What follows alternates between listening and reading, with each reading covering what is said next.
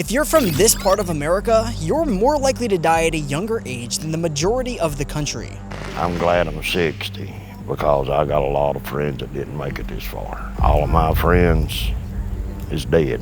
They are.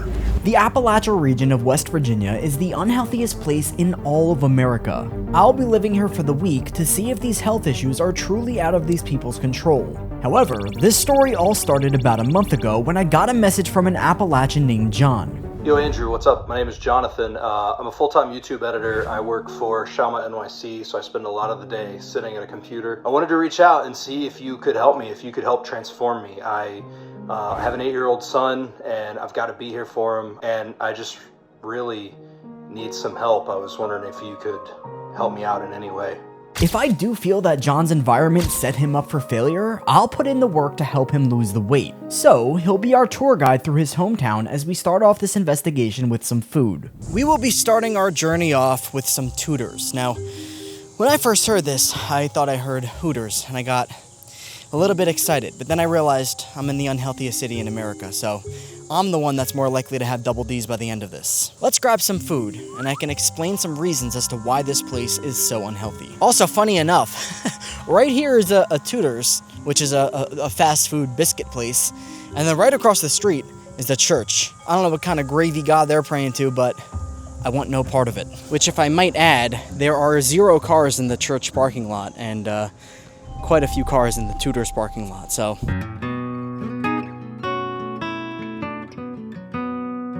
My order was made by the person behind the counter. I asked her to pick her favorite thing, and this is what we got. A sausage, egg, and cheese with a hash brown on it, stuffed between 2 biscuits. This looks like a heart attack waiting to happen. Which, funny enough, there's a sign above me that says, "My heart belongs in West Virginia," which I feel like by the end of this trip, my heart might not be leaving. See, West Virginia ranks #1 in heart disease deaths, has the highest rate of diabetes in the country, and also has a higher depression rate than the average. Now, obviously, this isn't food that people have every single day, but you saw how packed it was. It was really easy to access. So let's see if the heart strain is worth the taste. Let's do it.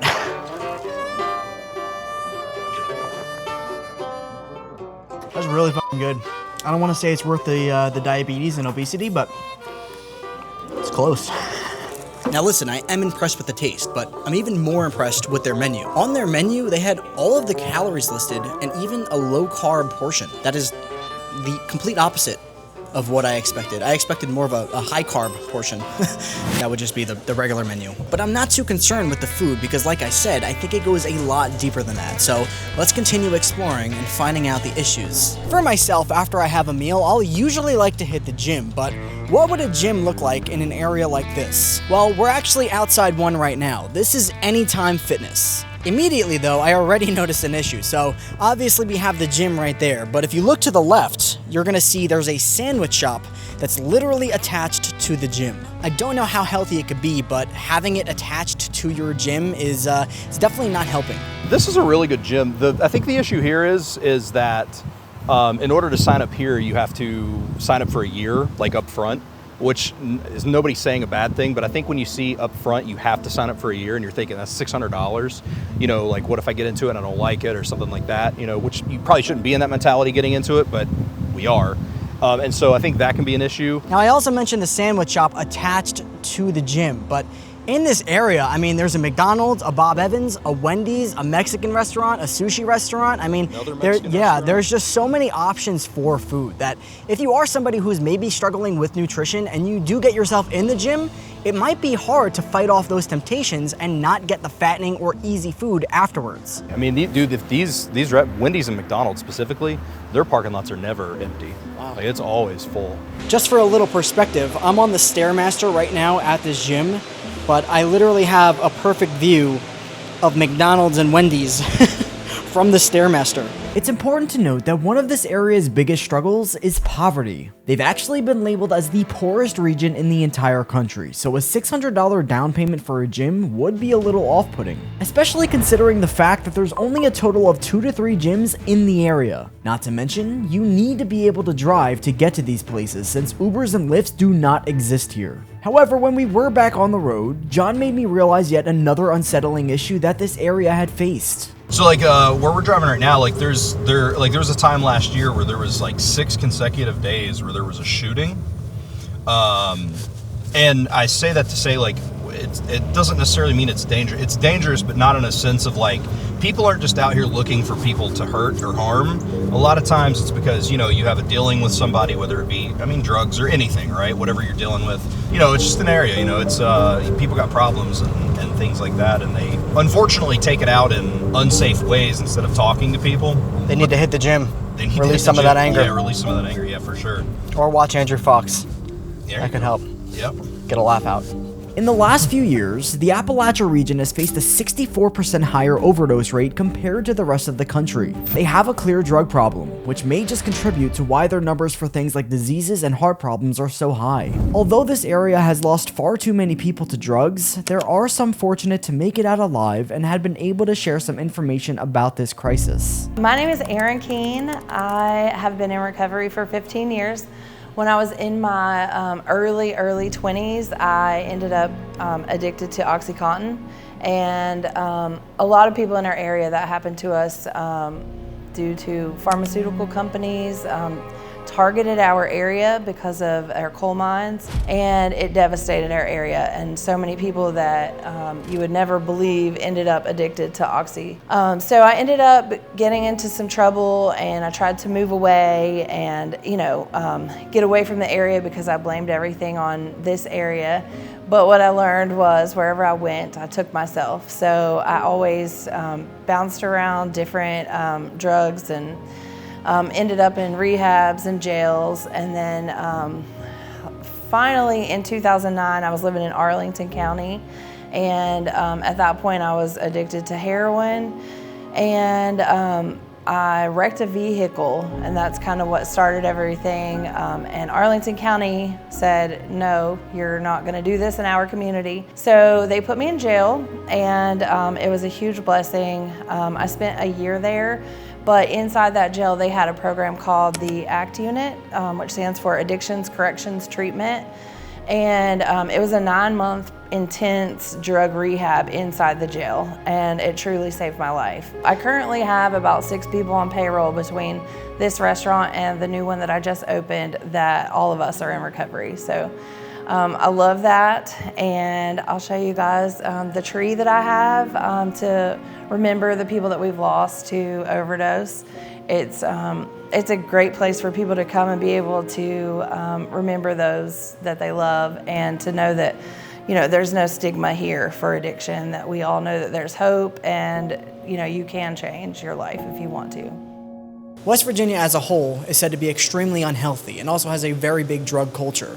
Now, you spoke about that a little bit, but why do you think that really is? I think it's a combination of a lot of things. I think there's a lot of poverty, which leads children to not have their parents, or they're being raised by grandparents, so maybe people are not as attentive. I don't think that addiction discriminates. I think it could be anybody, but I think there's not a lot of things for people to do here, so it's easy to just go out and have a party in a field and end up doing drugs and drinking and just partying.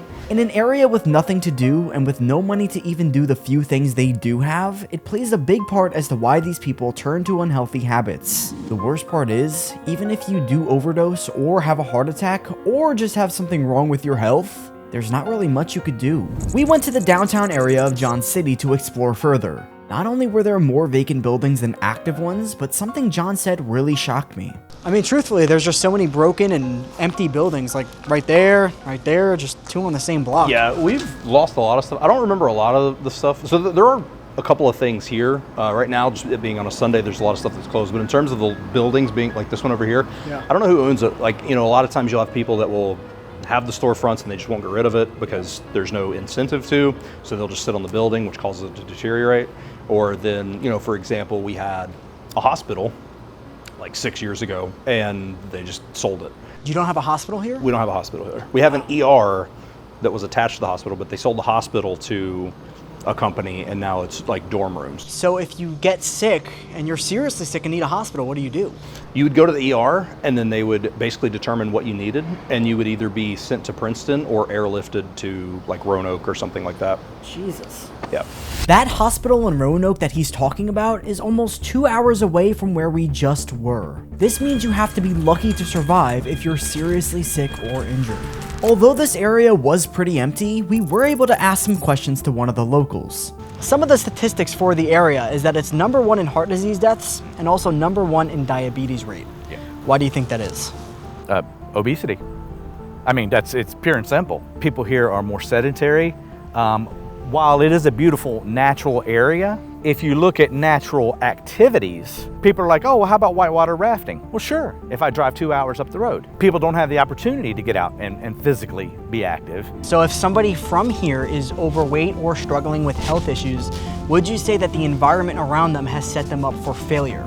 Oh yeah, absolutely. But there's personal responsibility to be had too. At one point, I weighed 100 pounds more than I weigh now. I got sick of it. And I did something about it. One of the things is, you buy whole meats, you buy whole vegetables. They're not as expensive as people like to tell you they are. They complain about buying a $5 container of cut up watermelon that weighs half a pound when you can literally buy an entire watermelon for $4. But they're unwilling to take a knife and do that themselves. Like Tim said, there's a lot of economic factors that go into living here. The people aren't making a lot of money, so there's not much money to be spent. However, they're kind of set up for failure in that scenario as well. For example, there's a lot of stores around that are just completely vacant, that a real business could come here and bring some business to the town. Instead, it's just sitting here empty, and to show how outdated it is, they have a sign up there that says "for colored."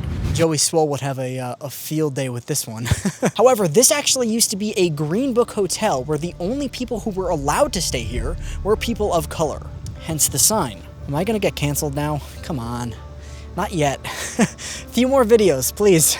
Now you might be wondering, why are these areas so poor? Well, it all has to do with their past, which ironically, so does their state food, the pepperoni roll. Pepperoni rolls are big in this region because back when coal mining was big, miners wouldn't want to come out of the mines. And so the wives got together and figured out a pattern for very high caloric density food that they could take with them, non-perishable, literally fit in your pocket, pull it out and eat for lunch so you wouldn't have to come out of the mines and then go back in. And so this kind of just became the staple of this area. Like, this is the food that we're known for. Yeah, Drake would love it. He loves miners. He absolutely does. This This is probably a little too aged from him because it wasn't just fresh out the oven.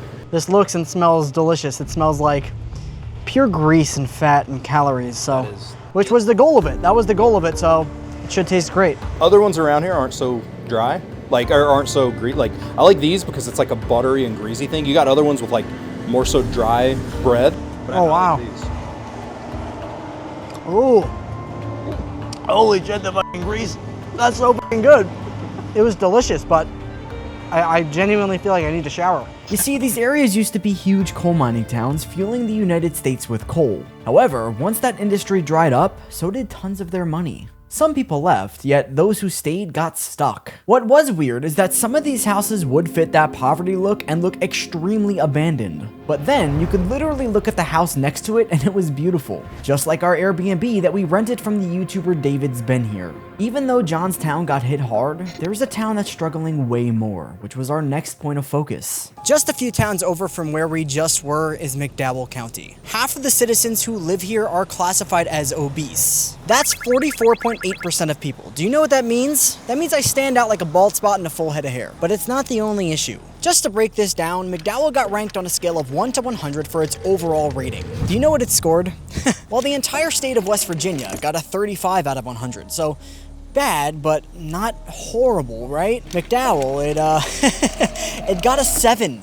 A 7 out of 100. I mean, that's hard to do. I think if I took a test in school and I just marked A on every single answer, I would still get higher than a 7. So they did worse than that. Well, again, it's deeper than these people just not wanting to go to the gym or lift weights. It might be out of their control yet again. However, it's not just their overall score that's hitting new lows because it's also their life expectancy. The average life expectancy for the country is about 75 years old. However, here, it's 66.3. That means if you live in McDowell County, you're more likely to die 10 years earlier than if you were to live somewhere else in the country. How crazy is that? You're lucky if you make it past 66 years old. And 0.3, which, if my math is correct, that's about 4 months. So 66 years and 4 months. If you make it past that, good for you. You're lucky. The crazy part is though, in 1970, this place used to have over 55,000 people living here. Now, it's a ghost town. If you caught that Call of Duty reference, I love you. But it's true, because now there's about 16 to 17,000 people, so pretty much everybody has gone. But those who stayed behind, they're living in really poor health. And trust me, the health of McDowell is talked about worldwide. Let me read a Reddit post of someone who said that they actually wanted to move to the area that we're currently in. Thinking about a move to McDowell County, Welch. Did you Google worst/poorest country/town in West Virginia and decide to make a post or what? Because this has to be a joke. It's literally like moving to a third world country. Please believe me when I say I am not exaggerating. So it's no secret that this area truly is as unhealthy as people say, but what are the people that are currently here still doing? You know, it's sad because there's so much here, it's genuinely nice, but then you have all these broken and torn down buildings and empty spaces that people just aren't doing anything with. Which I guess why would you when you don't really have the biggest population? Additionally, the majority of people who do live here now are older people, so I mean, I don't want to sound mean, but they're on their way out anyway, so why would they refurbish it? Keep in mind, too, there's obviously no gym in this area. They're limited on groceries, so they don't really have many options for pretty much anything. This is probably the most successful business here. The mortuary. Because they're dying.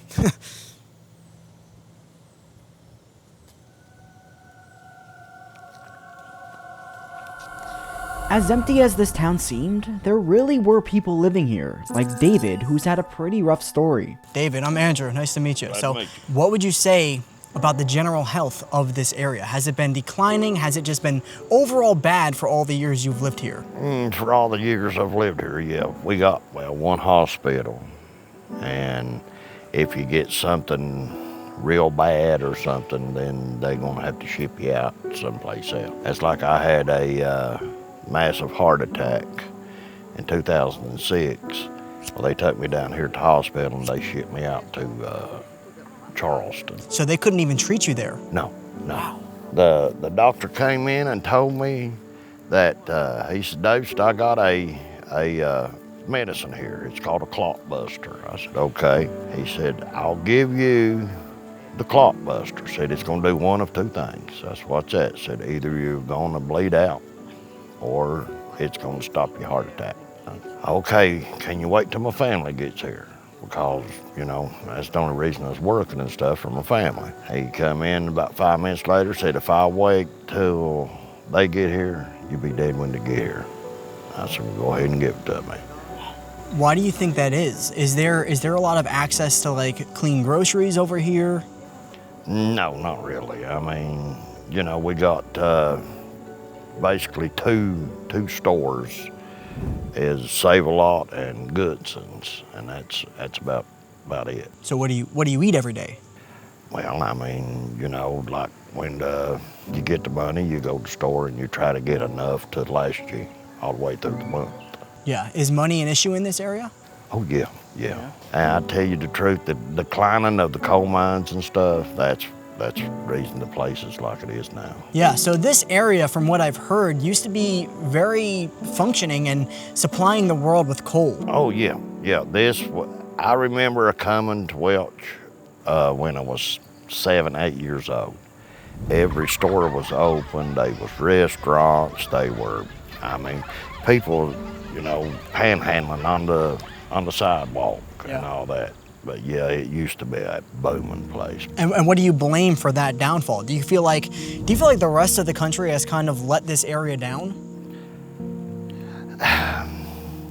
In a way, yes, because we're the last to get anything. hard to get groceries, it's hard to afford groceries, it's hard to get treated for whatever you have.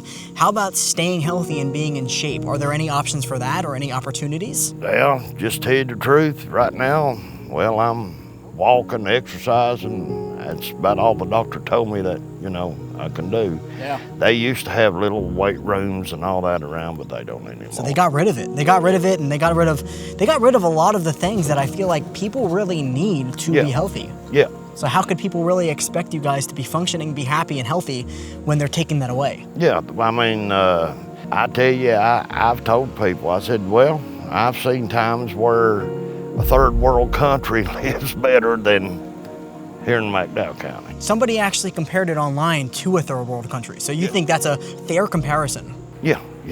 Another thing is too, which is a pretty scary statistic, but the average life expectancy in this area is 66.3 years old. Do you think that's true? Yeah, I do. I mean, I'm 60-year-old, and I tell people all the time, I'm glad I'm 60 because I got a lot of friends that didn't make it this far. All of my friends is dead. They are. Some cancer took them out, some heart attack took them out. Somebody in this area who might not be in the best shape or is unhealthy or sick in any way, do you think that's to their own doing, or do you think it's genuinely just the environment that has set them up for failure? Some is their own doing, and some is, bad and different stuff set them up. Now, I'll tell you the truth, about the worst thing right here is drugs. Fentanyl and all that junk. That's what's taking better part of the younger generation out. Yeah. Well, praying for many, many, many more years. So thank you so much. Best of luck to you, all right? All righty. Thank you. Hearing David's story really made me appreciate what I have, whether that be the opportunity to go to the gym every day or even be able to grab some fresh groceries. As a matter of fact, their biggest store was shut down and now remains empty. To put it in perspective as to how vacant this area really is, if you look behind me, that used to be a Walmart. It was shut down years ago because of theft. Now you'd think the solution would be to handle the theft and then reopen another Walmart here, but no. Instead, they left all the people in this area to be in a food desert, meaning they have to drive at least an hour to get to their nearest Walmart. Now sure, there are areas to buy groceries in these small towns, but to get something like Walmart where you can get cheaper access to food, there isn't anything.